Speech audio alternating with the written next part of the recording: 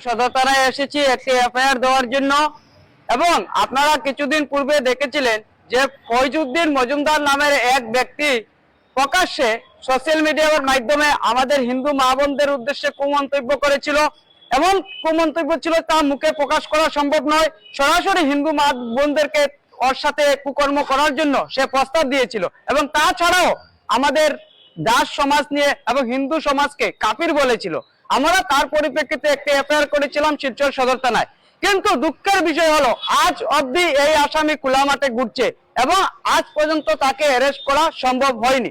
আমরা যতটুকু জানতে পেরেছি সে বর্তমানে বেঙ্গালুরু আছে এবং তার গড় আমাদের বরাকবেলির কোনো একটা স্থানে।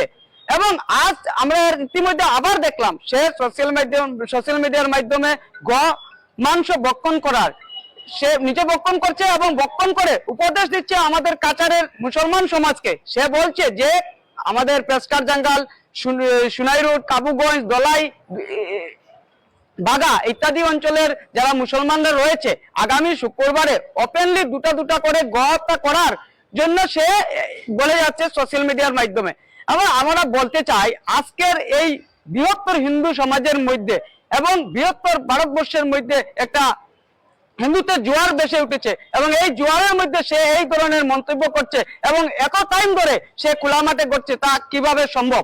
এবং আমরা বজরঙ্গল থেকে এই ধরনের ঘটনার তীব্র নিন্দা জানাই এবং আমরা বলে দিতে চাই এই ধরনের কুমন্তব্যকারীকে অতি সত্ত্বে অ্যারেস্ট করা হোক এবং না হয় যদি আমরা প্রতিবার বলে যাচ্ছি যে আমরা হাতে চুরি পরে বসে নেই, আমরা যদি মাঠে নেমে কাজ করা আরম্ভ করে দেই তাহলে অন্য ধরনের পরিস্থিতি হবে। তার সাথে তার জন্য দায় থাকবে প্রশাসন, সেটা আমরা বারবার বলে দিচ্ছি।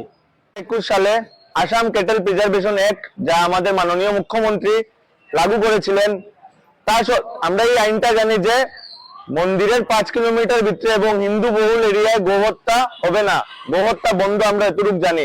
কিন্তু এই জিহাদি কাফিরের বাচ্চা দিনের পর দিন হিন্দু মা বোনেদের উপর অশ্লীল মন্তব্য এবং গতকালকে আমরা একটি ভিডিওর মাধ্যমে দেখতে পাই যেখানে গোমাতার মাংস ভক্ষণ করে বিভিন্ন ধরনের ইসলামিক মূলক কথাবার্তা মন্তব্য করেছে। আমরা এটাই প্রশাসনের কাছে জানতে চাই, এতদিন দিনের পর দিন এতটা এফআইআর ওর উপরে পড়েছে, ও এখনো কেন অ্যারেস্ট হলো না?